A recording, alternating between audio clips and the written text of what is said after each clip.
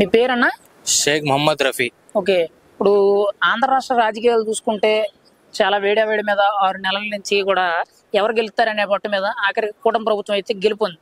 కానీ ఇక్కడ చూసుకుంటే కూటమి ప్రభుత్వం వచ్చి 50 రోజులైంది. 50 రోజుల్లోనే రాష్ట్రం రావణకాండం అయిపోయింది, చాలా దారుణం అయిపోయింది. రాష్ట్రపతి పాలన విధించాలని చెప్తున్నారు. మీకేమనిపిస్తుంది ఒక ఓటర్గా?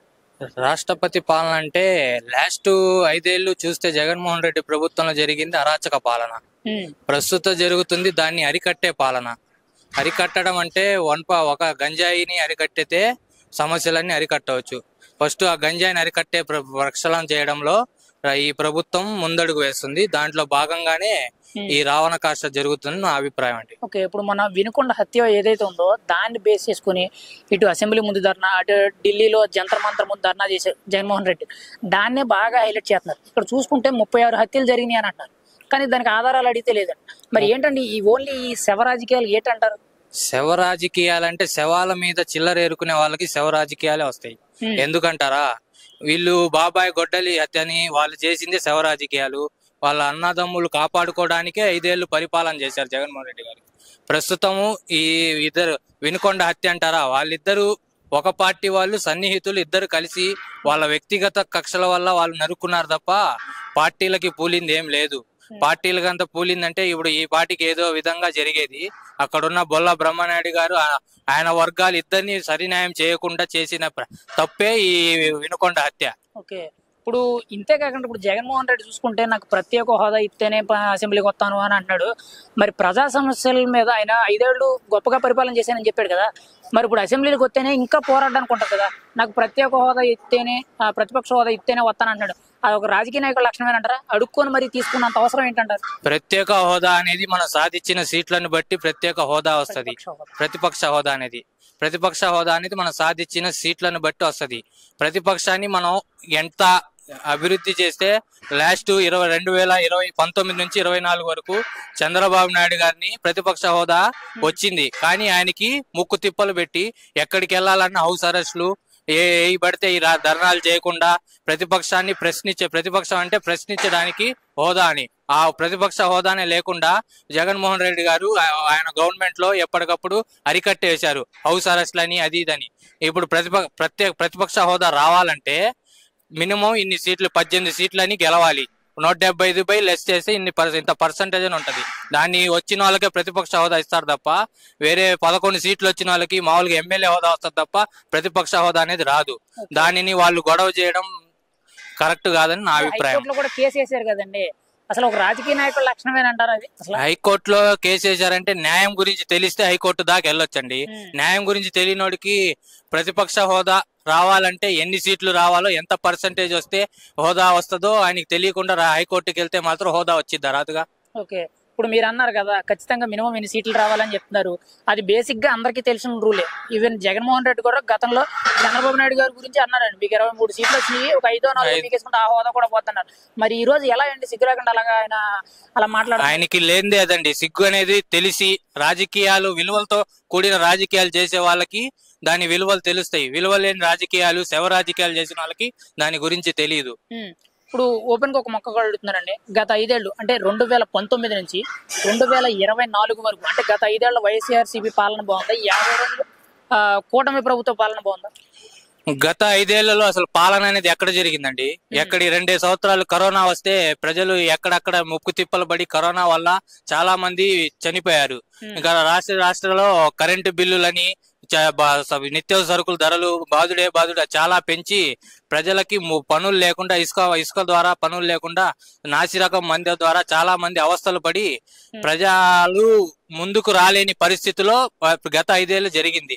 అదే 5 ఏళ్లు సూచించుకొని ఇప్పుడున్న 50 రోజుల్లో చంద్రబాబు నాయుడు గారు చెప్పిన హామీల్లో ముందుగా పెన్షన్ అనేది 3 నెలలు కలిపి 7,000 మొన్న జూలై 1st ఇచ్చారు.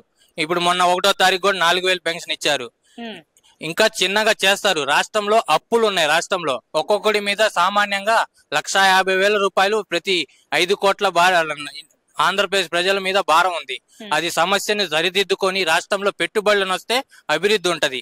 పెట్టుబడులు లేకుండా అప్పులుంటే అభివృద్ధి ఎక్కడి నుంచి వస్తుంది?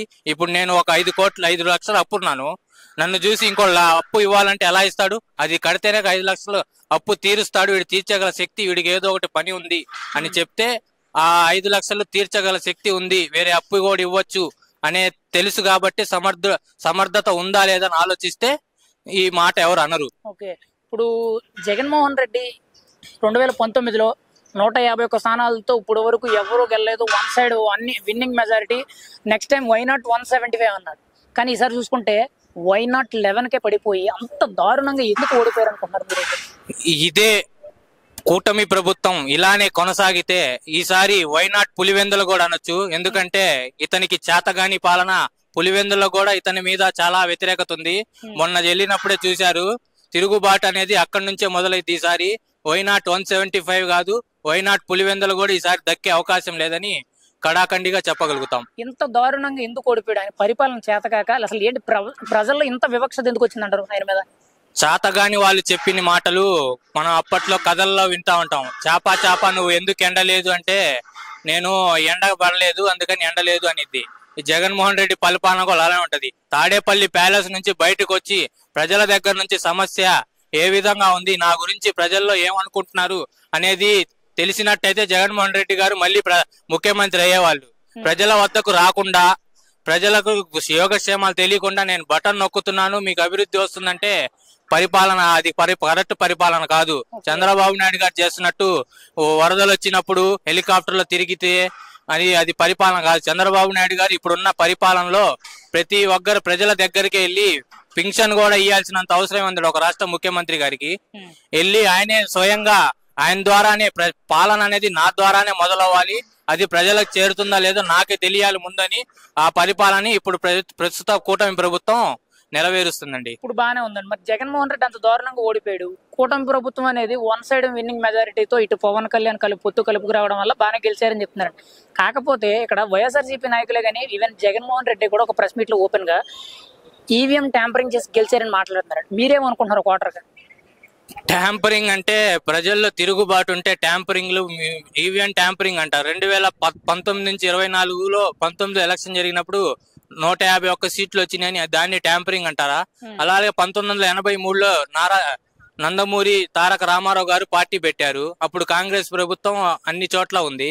ఆంధ్రప్రదేశ్ లో 220 సీట్లకు పైగా రామారావు గారు గెలిచారు. అప్పుడు ట్యాంపరింగ్ అనలేదే. అప్పుడు బ్యాలెట్ పేపర్ అంటారా?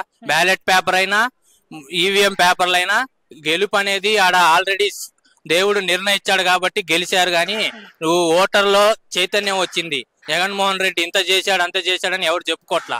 దానివల్ల ₹1 ఇస్తే 10 రూపాయలు నష్టం జరిగింది తప్ప జగన్మోహన్ రెడ్డి ప్రభుత్వంలో అది ఆలోచించారు తప్ప ట్యాంపరింగ్లు ఏమి జరగవు. ట్యాంపరింగ్ అంటే పెద్ద పెద్ద చదువుకున్న వాళ్ళు ఊరుకుంటారా? ఫైనల్ గా ఒక మాట, 50 రోజుల పరిపాలన ఎలా అనిపించింది? ఆ జగన్మోహన్ రెడ్డి మాట్లాడుతున్నవన్నీ కరెక్టా కాదా? అవన్నీ అవాస్తవాలు అంటారా? జగన్మోహన్ రెడ్డికి ఫస్ట్ ఆ పబ్జీ నుంచి బయటపడితే ప్రజల్లో ఏముందో తెలిసిద్ది. ఎలా అంటే పబ్జీ గేమ్ లో అరే అటెల్లు ఇటెల్లు అటెల్లు ఇటెల్లు అనే ఆలోచన తీసేసి ఎవడు ఏం చేస్తున్నాడు, నారా చంద్రబాబు నాయుడు గారు అటు వెళ్తున్నారు ఇటు వెళ్తున్నారు, ఎందుకు వెళ్తున్నాడు, నేను ఎందుకు వెళ్ళలేకపోయాను, అది ఆలోచిస్తే డెఫినెట్లీగా సక్సెస్ అవుతారు. ప్రజల వద్ద ఏ సహాయం చేయాలి ప్రజలకి, నేను బటన్ నొక్కుతా అంటే కుదరదు. ప్రజలకు కావాల్సిన నీడ్ ఏంటిది? ఇసుక దొరికితే ఎంతమంది లబ్ధి చెందుతారు? ఒక బిల్డింగ్ కట్టాలంటే ఇసుకతోనే కూడి ఉంటది. ఒక వడ్రంగి ఈ ఐరన్ వాళ్ళు, చాలా బేల్దార్ పనులు, పెయింటర్లు చాలా మంది ఒక బిల్డింగ్ వల్లే బతుకుతారు. అది ఆలోచించకుండా ఇసుక మాఫియా చేస్తానని చెప్పి ఇసుకని లూప్టీగా దోచేసి చేసిన పరిపాలన అన్నారు. ఇప్పుడు చంద్రబాబు గారు ఉచిత ఇసుక అన్నారు. దానివల్ల ఎంతో మంది లబ్ధి చెందుతున్నారు. దీన్ని బట్టే నిర్వచనం చెప్పొచ్చు కూటమి ప్రభుత్వం చాలా అభివృద్ధి చేస్తుందని.